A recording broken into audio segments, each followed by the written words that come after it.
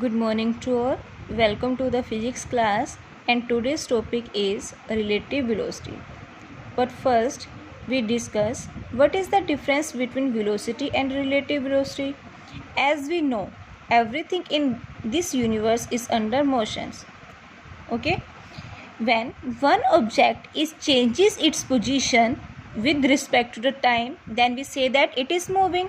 कोई भी ऑब्जेक्ट अगर अपनी पोजीशन को चेंज कर रहा है किसके रिस्पेक्ट, टाइम के रिस्पेक्ट, हम क्या बोलते हैं कि वो ऑब्जेक्ट क्या है, मोशन में है, मीन्स कि वो मूव कर रहा है, मीन्स कि उसके पास कुछ ना कुछ वेलोसिटी होगी. ठीक है. अगर हम कंपेयर, अब टॉपिक क्या है हमारा, relative velocity. In relative velocity there are always two observer. यहाँ पे ये ऑब्जर्वर 1, ऑब्जर्वर 2 एंड ऑब्जेक्ट है. जैसे हम खुद क्या करें कि अपने हाथ में एक पेन को पकड़ें और साथ में मूव करें, मीन्स कि ऑब्जर्वर 1 भी मूव कर रहा है और ऑब्जेक्ट भी मूव कर रहा है, तो लेकिन इनके बीच का जो डिस्टेंस है वो through out the motion same है. तो ऑब्जर्वर 1 को क्या लगेगा कि जो ऑब्जेक्ट है वो कौन सी पोजीशन में है, रेस्ट पोजीशन पे है, लेकिन कोई अनदर ऑब्जर्वर उनको किसी दूसरे साइड से देख रहा है, तो ऑब्जर्वर 2 के लिए ऑब्जर्वर 1 भी मोशन में होगा एंड ऑब्जेक्ट भी किस में होगा, हमारे पास मोशन में होगा. In relative velocity there are always two observer. Okay, so relative velocity of an object A with respect to the another object B is the time rate at which the object A changes its position with respect to object B. और कैसे define कर सकते हैं relative velocity को? When two objects are in motion, then velocity of one object with respect to the other, that is called relative velocity. ये हमारे पास यहाँ पे एक डायग्राम है. Consider two object A and B moving with velocity a v1 and a v2. ये to object हैं, v1 velocity के साथ मूव कर रहे हैं और ये v2 वेलोसिटी के साथ मूव कर रहा है. जब टाइम क्या है हमारे पास 0. आफ्टर टाइम t वेलोसिटीज क्या है हमारे पास सेम है. डिस्प्लेसमेंट की बात करते हो, यहाँ से इसकी डिस्प्लेसमेंट कितनी है, x0 1. B की displacement x02 at time t. The displacement of A x1 and B from O x2. Consider two objects A and B moving uniformly with velocity a v1 and a v2. Let x01 displacement of A at t equal to 0, x02 displacement of V at t equal to 0. Let x1 and x2 be the displacement of A and B respectively after time t. So the displacement of the object A in the time t is given by. अब हमने क्या करना है कि A जो हमारे पास object है इसकी डिस्प्लेसमेंट फाइंड करनी है. इसकी टोटल जब टाइम t था तो कितनी डिस्प्लेसमेंट थी, x1. जब टाइम 0 था तो डिस्प्लेसमेंट x01. तो नेट कितनी आ जाएगी, x1 माइनस x01. तो वेलोसिटी क्या आ जाएगी, डिस्टेंस किसके इक्वल होता है, स्पीड इनटू टाइम. स्पीड कितनी है इसकी A के लिए, v1 हमने लिख दिया, तो टाइम कितना था हमारे पास t, ये बन गया. ठीक है. इसको क्या किया हमने, राइट हैंड साइड ले गए, तो ये नेगेटिव जो था हमारे पास यहाँ पे जाके पॉजिटिव का साइन, इक्वेशन क्या आ गया 1. वैसे सिमिलरली हम b के लिए निकाल लेंगे, तो क्या आ जाएगी हमारे पास x2 minus x02 equal to v2 t. इस साइड चला जाएगा, पॉजिटिव का आ जाएगा, ये आ जाएगी हमारे पास इक्वेशन 2.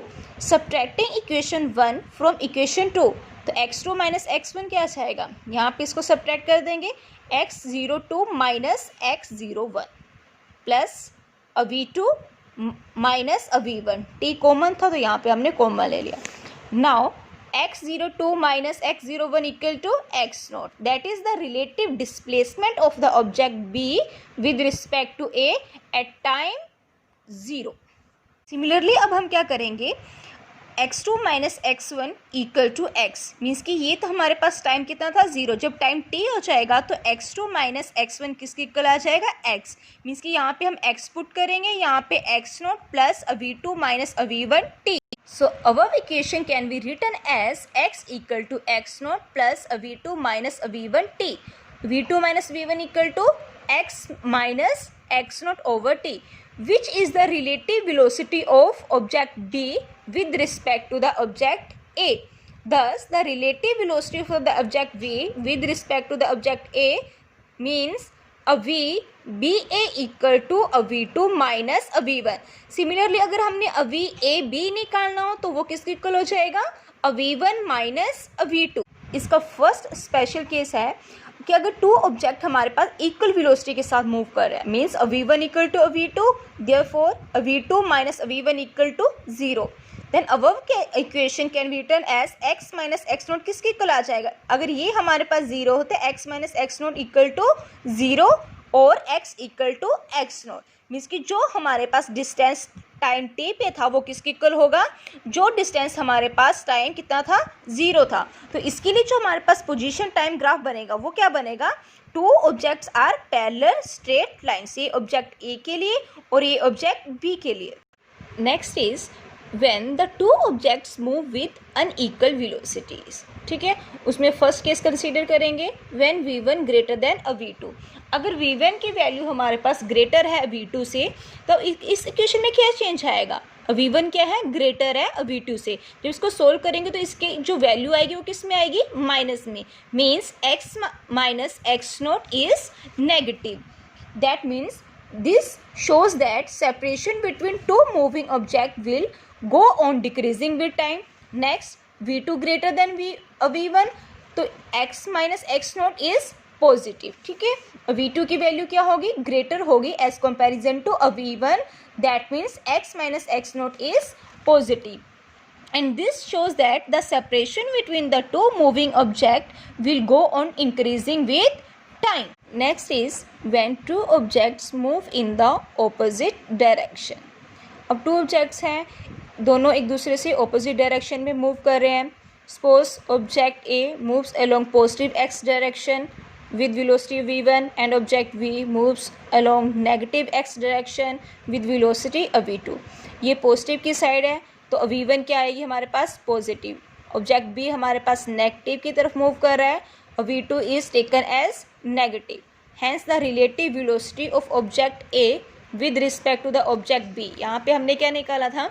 b की विद रिस्पेक्ट टू ए आई थी v2 माइनस v1। यहाँ पे जो बात कर रहे हैं हम कर रहे हैं v ए बी की, तो क्या आ जाएगा हमारे पास?